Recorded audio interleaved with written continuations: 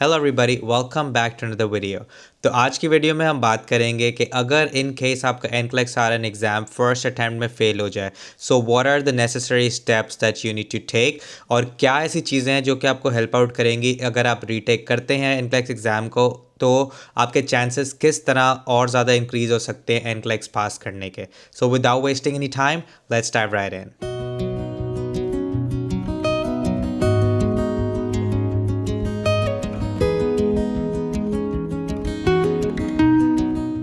Hello friends and family, so as I explain in the introduction, आज की video में हम लोग एक बहुत इंटरेस्टिंग टॉपिक के बारे में बात करने वाले हैं, जिसके बारे में मुझे बहुत क्वेश्चंस आ रहे हैं आजकल कि अगर हम लोग फर्स्ट अटैम्प्ट में NCLEX फेल कर लें तो हम लोग उसको री अटैम्प्ट किस तरह से करें, कि हमारा स्टडी प्लान क्या होना चाहिए, हम जो है किन चीज़ों के ऊपर काम करें, और जो है हमारी मोटिवेशन कैसे दोबारा इंक्रीज़ हो। तो आज की वीडियो में हम इस सब के बारे में बात करेंगे।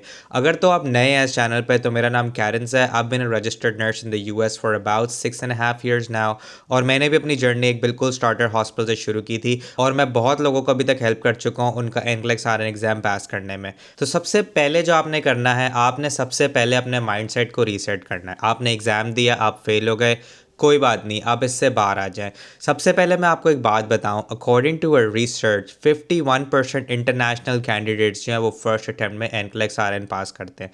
तो अगर आप इसको रेशो वाइज काउंट करें, तो अगर 100 लोग एग्जाम दे रहे हैं तो उसमें से सिर्फ 50 जो है वो फर्स्ट अटैम्प्ट में पास होते हैं। तो it's not a very big deal कि आप फर्स्ट अटैम्प्ट में as an international candidate exam पास ना करें। उसका एक सबसे बड़ा रीज़न जो है, जो कि मुझे लगता है, वो लैंग्वेज बैरियर है।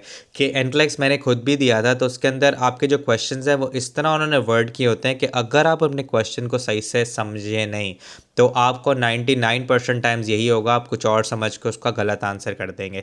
उसके अलावा जो यहाँ के अपने स्टूडेंट्स हैं, जो कि US स्टूडेंट्स हैं, उनका रेशियो है कि वो 91% जो है वो फर्स्ट अटैम्प्ट में एग्ज़ाम पास करते हैं अपना।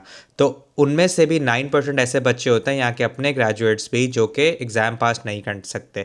अब इसका बहुत बड़ा रीज़न जो है, जो कि मुझे भी लगता है काफ़ी सारे लोगों को टेस्ट एंजाइटी भी होती है, इवन मुझे खुद भी टेस्ट एंजाइटी होती है, कि मैं बिल्कुल जब टेस्ट में बैठता हूँ, मुझे इवन तो सब कुछ आ रहा होता है, तो मुझे बहुत ज़्यादा फोकस लगता है अपने आप को रीसेट करने में, वरना बार बार जो है मेरा ध्यान कभी कहीं चला जाता है, मुझे एंजाइटी होने लग जाती है। तो सबसे पहला जो आपने काम करना है ना, अब आपने ये करना है कि आपका टेस्ट फेल हो गया, आप बैठें, आपने रोना है, जो करना है आपने डिस्कस करना है अपनी फैमिली मेम्बर से। आप 1-2 हफ्ते आराम से लें, एंजॉय करें अपनी लाइफ जो है वापस से रीसेट करें, ठीक है। उसके बाद जो है आप इस टॉपिक पे दोबारा सोचना शुरू करें कि मैंने दोबारा NCLEX देना है। 1-2 हफ्ते के लिए तो आप बिल्कुल इस चीज़ को भूल जाएँ। ये एक बिल्कुल नॉर्मल है कि आप NCLEX फेल करते हैं, और फेलियर का मतलब ये नहीं होता कि आप जो है दोबारा कभी इसको क्लियर ही नहीं कर सकते। इसका मतलब सिर्फ यही होता है कि आपने जो है एक अटैम्प्ट दे दिया, अब जो है बहुत सारे और स्टूडेंट्स की तरह आप एक और अटैम्प्ट देके इसको पास कर सकते हैं, और आप अपने आप के जो भी आपकी गलतियां थी आप उसको इम्प्रूव कर सकते हैं। इसका मतलब हरगिज़ ये नहीं होता कि बस अब आप बिल्कुल निल हैं, आपने जो है बिल्कुल अच्छा एग्ज़ाम नहीं दिया तो आपसे कभी पास नहीं होगा। तो मैं अंडरस्टैंड करता हूँ ये बहुत ज़्यादा आपके ऊपर मेंटल टोल ले सकता है ये एग्ज़ाम फेल करना, पर लेकिन आप इतना इसको अपने सर पर नहीं सवार करें।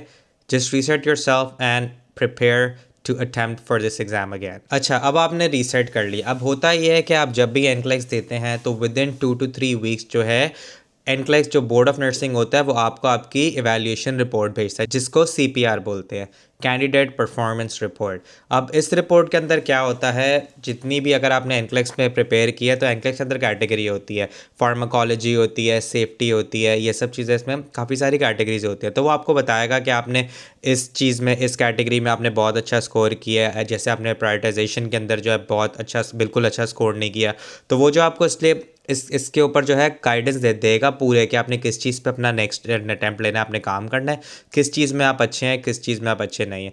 अच्छा, NCLEX की एक और बात जो है, मैं बहुत लोगों से सुनता हूँ, वो बोलते हैं हमारा 10 साल का ICU का एक्सपीरियंस है, हमारा 20 साल का ईयर का एक्सपीरियंस है। NCLEX does not have to do anything with that. NCLEX जो एक बिल्कुल बेसिक सेफ्टी एग्ज़ाम है, जो कि सिर्फ आपको ये बताता है कि भाई आप सेफ नर्स हो या नहीं हो। आपका 10 साल का एक्सपीरियंस है, 20 साल का एक्सपीरियंस है, आपसे कोई उसके अंदर कार्डियोलॉजी की मेडिसिन नहीं पूछेगा कि आपने इसको टाइट्रेट कैसे करनी है, आपसे कोई इसमें ऐसा सवाल नहीं आएगा कि आपने हेपरिन ड्रिप कैसे टाइट्रेट करना है।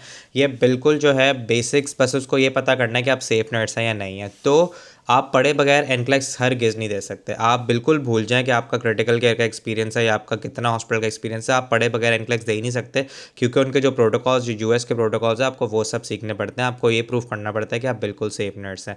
तो जैसे ही आपको ये सीपीआर रिपोर्ट मिले, आप इसको गो थ्रू करें, इसके अंदर देखें कि आपने किस चीज़ में सही एग्ज़ाम नहीं दिए, किस चीज़ में नहीं। फिर जो आपने प्रेप कोर्सेज़ लिए हैं, जो आप क्वेश्चन आंसर्स वहाँ पे करते थे, आप उसमें देखें, ताकि आपको एक डेफिनेटली पता चले कि आप इस चीज़ में वीक हैं और आपने अब इस चीज़ पे काम करना है। बजाय इसके आप दोबारा से वही सारे सवाल जवाब लेके बैठ जाए, दोबारा से अपने प्रेप कोर्सेज़ लें, इससे कोई फ़ायदा नहीं होगा। आप अपना सीपीआर रिपोर्ट को अपने एग्ज़ाम से कंपेयर करें और उस हिसाब से दोबारा से अपना पढ़ाई शुरू करें। अच्छा, इसके बाद जो थर्ड चीज़ आपने करनी है ना, आपने अपना पूरे का पूरा जो आपका स्टडी प्लान है, आपने उसको रीबिल्ड करना है। मैं फिर एक बार ये बात बताऊंगा, पढ़े बगैर एग्ज़ाम नहीं दे सकते। मेरे अपना कोई अभी जानने वाला है, एक्चुअली मेरा बेस्ट फ्रेंड है, जिसने अभी एग्ज़ाम क्लियर किया है, एनक्लेक्स क्लियर किया है। वो आखिरी के 1-1.5 महीना एवरी डे 5-5, 6-6 घंटे पढ़ता था, और कई दिन तो 8-8, 10-10 घंटे भी वो पढ़ता था, जिसके अंदर वो क्वेश्चन सॉल्व करता था सब कुछ, और उसका 85 क्वेश्चन में एग्ज़ाम क्लियर हुआ है। तो अगर आप मेहनत करेंगे तो आपको उसका सिला मिलेगा। ऐसा नहीं हो सकता कि आप मेहनत करें और आपको जो है उसका सिला नहीं मिला, आपको ये लगे कि नहीं मैंने बहुत मेहनत की। ऐसा नहीं होता। मैंने भी मेहनत की थी, मैं भी पास हुआ हूँ, वो भी पास हुआ है, और भी जितने लोग हैं जिन्होंने फर्स्ट अटैम्प्ट में पास किए, उन सबका यही हाल होता था कि वो पूरा पूरा दिन पढ़ रहे थे। Once again, this is not an easy exam. तो अब आपने देख लिया, आपने एक बार अटैम्प्ट करके देख लिया कि जो आपका स्टडी प्लान था वो काम नहीं करा, तो अब आपको अपने आप को और ज़्यादा डेडिकेट करना है। पहले अगर आप 2 घंटे दिन के पढ़ रहे थे, वो भी 1-2 दिन बीच में छूट रहे थे, तो अभी आपको अपनी रूटीन बनानी ही बनानी है कि आपको रोज़ के 3-4 घंटे पढ़ना है, जिसके अंदर आप अपना पूरे का पूरा स्टडी प्लान जो है, जो भी आपकी सीपीआर रिपोर्ट है, उसके अकॉर्डिंगली एडजस्ट करें। अगर तो उसमें प्रायोरिटाइजेशन में आप वीक है, आप उसमें निकालेंगे 1 घंटा आपने पढ़ना ही प्रायोरिटाइजेशन के बारे में। अगर फार्माकोलॉजी है, साइक है, जो भी है, जिस चीज़ के बारे में भी आपको लगता है कि आप वीक हैं, आप उसके ऊपर कॉन्सेंट्रेट करें सबसे ज़्यादा। उसके बाद जो है, मैं अपनी इतनी वीडियोज़ में बात बोल चुका हूँ, क्वेश्चन आंसर सॉल्व करना बहुत बहुत मैटर करता है इसमें। आप क्वेश्चन आंसर सॉल्व करें। आपके पास जैसे अगर आप रोज़ के 75 क्वेश्चन भी सॉल्व कर रहे हैं, आप उसके रैशनल्स पढ़ें। सवाल जवाब पढ़ के उसमें आपको वो बता रहे हैं कि आपने बहुत अच्छा स्कोर किया, दैट डज़ नॉट मैटर। आपको वही सवाल थोड़ी आने, आपको उनके रैशनल्स पता होने चाहिए कि ये मैंने सही किया तो ये मैंने सही क्यों किया, और ये मैंने अगर गलत किया तो मैंने गलत क्यों किया। आप ऐसे हवा में जो है उसके जो आपके प्रेप कोर्सेज़ के रिजल्ट्स हैं, उनके बेस के ऊपर आप ये जज नहीं कर सकते, क्योंकि प्रेप कोर्सेज़ और एनक्लेक्स के अंदर क्वेश्चंस बिल्कुल अलग आते हैं। वो बहुत ज़्यादा, मतलब उनके टॉपिक सेम होते हैं सब कुछ, पर क्वेश्चन सेम नहीं होते। बहुत घूम घुमा के क्वेश्चन आते हैं एनक्लेक्स का जो मेन एग्ज़ाम होता है उसके अंदर। तो आप अपना पूरा स्टडी प्लान रीबिल्ड करें अपने सीपीआर के मुताबिक, और जो है आई एम प्रिटी श्योर आपको सेकेंड अटैम्प्ट में ये अगर आप इस तरह करते हैं, आप अपने सीपीआर के अकॉर्डिंगली पढ़ते हैं, तो आपको बहुत बहुत ज़्यादा हेल्प मिलेगी। उसके बाद आपने जो अगली चीज़ करनी है, वो आपने करना है, अपने माइंडसेट को आपने एडजस्ट करना है। आपको जो है क्वेश्चंस कर करके आपका माइंडसेट इतना प्रिपेयर हो जाना चाहिए कि अगर कोई मुश्किल क्वेश्चन भी आपके सामने आ रहा है, तो आप बिल्कुल भी पैनिक नहीं करें। बहुत सारे लोग क्या करते हैं, बिल्कुल एग्जाम में बैठ के ब्लैंक हो जाते हैं, और बहुत लोगों के टेस्ट एंजाइटी बिल्कुल नॉर्मल है, काफ़ी लोगों को होती है। पर लेकिन जब आप एक चीज़ बार बार करते रहते हैं, तो आपका माइंड जो है उसके लिए प्रिपेयर हो जाता है कि जब आप एग्ज़ाम रूम में भी बैठेंगे, तो आपको लगेगा ये सब तो मैंने किया हुआ है। 6 घंटे का, 4 घंटे का, जितनी भी देर का आपका एग्ज़ाम हो, आप आराम से उसमें बैठे बिल्कुल काम और कॉन्फिडेंट रहे। अगर आपको लग रहा है कुछ नहीं भी आ रहा है, तो आप उसको स्किप कर सकते हैं, उस पर दोबारा आ सकते हैं। तो ये सब चीज़ें आपको करनी पड़ेंगी, आपको अपना माइंडसेट रीसेट करना पड़ेगा। और सबसे बड़ी बात, आपको अपना माइंडसेट इस चीज़ में रीसेट करना है कि अगर आप इंटरनेशनल स्टूडेंट और आप पाकिस्तान से बैठ के एनक्लेक्स दे रहे हैं, आपका एक्सपीरियंस कुछ मैटर नहीं करता।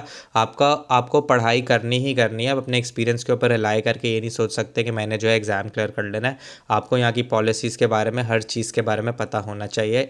आप पढ़े बगैर एग्ज़ाम नहीं क्लियर कर सकते। तो ये आपको सबसे पहले अपना माइंडसेट स्विच करना है, और आपको अपनी इस चीज़ को प्रायोरिटी देनी है कि मैंने इतने पैसे खर्च किए, इतना टाइम वेस्ट किया, तो मेरा जो सेकंड अटैम्प्ट है, इसमें मेरे को कुछ भी करके एग्ज़ाम क्लियर करना ही करना है। और अब तो आपके पास पूरी रिपोर्ट है, ऑफिशियल रिपोर्ट है आपके पास एनक्लेक्स की तरफ से, रजिस्टर्ड बोर्ड ऑफ नर्सिंग की तरफ से, जिसमें आपको उसने बताया है कि आप इस चीज़ में वीक है, इस चीज़ पे काम करें। तो अब तो आपके पास कोई और एक्सक्यूज़ होना ही नहीं चाहिए। उसके बाद आपने अगली चीज़ ये करनी है, आपने जो है अपना एग्ज़ाम रीस्केड्यूल करना है। अब बहुत सारे बोर्ड ऑफ नर्सिंग जो है वो आपको 40 डेज़ का टाइम देते हैं कि आप 40 डेज़ से पहले एग्ज़ाम अपना रीस्केड्यूल नहीं कर सकते। बट एक और चीज़ जिसके लिए आपको बहुत केयरफुल रहना है, आपको ये चेक करना है कि आपकी एटीटी कब एक्सपायर हो रही है। अब काफ़ी काफ़ी सारे बोर्ड्स में ऐसा होता है। न्यूयॉर्क बोर्ड का ये अच्छा है कि अगर आपकी ATT एक्सपायर भी हो जाए, आपको सिर्फ अपनी जो है $200 उनकी जो फ़ी है वो आपको पे करनी पड़ती है, बट आपको एडिशनल डॉक्यूमेंट्स नहीं जमा कराने पड़ते। वेयर एज टेक्सास बोर्ड का ऐसा है, अगर आप फेल हो जाएँ तो आपको बहुत सारी चीज़ें उनके पास से आपकी एक्सपायर हो जाती है, जैसे कि लाइसेंस वेरिफिकेशन है और एक दो चीज़ें और होती हैं जो कि उनके पास से एक्सपायर हो जाती है, और वो आपको फिर बताते हैं आपको वो रिक्वायरमेंट्स पहले पूरी करनी पड़ती हैं इससे पहले कि आप एग्ज़ाम दें। तो आपको जो है इस चीज़ का भी खास ख्याल रखना। आप अपनी बोर्ड ऑफ नर्सिंग की वेबसाइट पर जाएँ, या अगर मेरे से कोई हेल्प चाहिए मैं भी आपको रीच आउट कर सकता हूँ उनको, कि आपको पता चले कि आप रीटेक एग्ज़ाम कब कर सकते हैं। तो आप जो है वो एग्ज़ाम अपना रीटेक करें, उसके बाद जो है एग्ज़ाम बुक करें, और उसके बाद जो है बस दिन रात बैठ के पढ़ाई करें। पढ़ाई के अलावा आपकी ज़िंदगी में और कोई दूसरा काम होने नहीं चाहिए। अगर आप जॉब करते हैं तो जॉब से आके भी आप पढ़ सकते हैं, and it's not just you that is doing this. बहुत सारे लोग ऐसे हैं, मैंने खुद 12-12 घंटे जॉब करने के साथ NCLEX एग्ज़ाम दिया है। तो अगर आपकी मोटिवेशन हो, when there is a will there is a way, ऐसा हो नहीं सकता कि आप मेहनत करो और उसके बाद भी आप जाके फेल हो जाओ, ऐसा इम्पॉसिबल सी बात है। मैं अभी आपको अभी थोड़ी देर पहले अपने दोस्त का बता रहा था, उसने 10-10 12-12 घंटे बैठ के पढ़ाई की, और उसने की ही सिर्फ पढ़ाई है। वो ना अपने दोस्तों में जाता था, ना कुछ और करता था। और भी मैं बहुत लोगों को जानता हूँ जिन्होंने ऐसे ऐसे करके ही अपने एग्ज़ाम क्लियर किया है। तो आप ये एक बिल्कुल एक लेम एक्सक्यूज़ है कि आप बोले मैं जॉब करता हूँ, मैं इतना टाइम नहीं दे सकता। आप जैसे हज़ारों लोग ऐसे हैं जो कि जॉब के साथ साथ ये इसको पास करते हैं, तो this is not an excuse. उसके बाद मैं जाते जाते सिर्फ ये बात कहना चाहूँगा कि I know it is very hard. एक बार आपको इतनी डिसअपॉइंटमेंट हुई है कि आपने इतनी तैयारी की है कि आप फेल हो गए, बट वंस अगेन मैंने जैसे कि पहले बताया, सिर्फ 51% इंटरनेशनल कैंडिडेट्स ऐसे होते हैं जो कि फर्स्ट अटैम्प्ट में अपना एग्ज़ाम पास करते हैं। उसके अलावा जो है बहुत लोग सेकेंड अटैम्प्ट में पास कर लेते हैं। तो डोंट लेट दिस फियर कि भाई मैं सेकेंड अटैम्प्ट दूंगा उसमें मैं फेल हो जाऊंगा। Don't let this fear take you away from where you are going, और आप जो है इसके ऊपर बहुत मेहनत करें अपना। और जो है ये बिल्कुल आपकी लाइफ चेंजिंग मोमेंट है। मुझे अभी भी पता है जब मेरा NCLEX एग्ज़ाम क्लियर हुआ था तो मैं कितना ज़्यादा खुश था, और मैं यही हर किसी के लिए यही चाहता हूँ कि आप सबको भी जितनी बड़ी अचीवमेंट जो है हासिल हो, और आप लोग भी इस फीलिंग को एंजॉय कर सकें। मुझे आज ही पता है जब मैं पाकिस्तान में नर्सिंग स्कूल गया था तो मेरे 99.9% फ्रेंड्स का यही एम था कि एक दिन उन्होंने US में आके नर्सिंग करनी है या ऑस्ट्रेलिया में जाके करना है। तो this is very big step, this is what you went to nursing school for. तो आप इतना ईजीली इसके ऊपर गिव अप बिल्कुल भी नहीं करें। आज से 1 साल बाद, 2 साल बाद, 3 साल बाद जो है आप जो है अपने इस डिसीजन को जो है अपनी ज़िंदगी का सबसे अच्छा डिसीजन बोलेंगे, अगर आप अभी मेहनत एक दफ़ा कर लें और एग्ज़ाम क्लियर कर लें। और फिर मैं ये बात कहना चाहूँगा कि फेलियर जो है it's not the opposite of success, it's just a part of it. तो मेक श्योर आप लोग इसको यही चीज़ समझें कि बस ये एक आपकी ज़िंदगी का पार्ट था, आपकी नर्सिंग की जर्नी का पार्ट था, and just move on to the next step. So that is it for today's video. I hope this video helped you. अगर आपको इस वीडियो ने किसी भी तरह हेल्प किया, make sure you drop a like, make sure you drop a comment if you have any questions, and make sure you share it with all the friends that you know जो कि इस video से benefit कर सकते हैं। और आपको कोई भी क्वेश्चंस हो, drop it in the comment section down below. और उसके अलावा जो है आप हमें फेसबुक, इंस्टाग्राम पे भी रीच आउट कर सकते हैं किसी भी क्वेश्चन के लिए। Don't forget to like this video and subscribe to this channel for more videos like this. Until then, peace.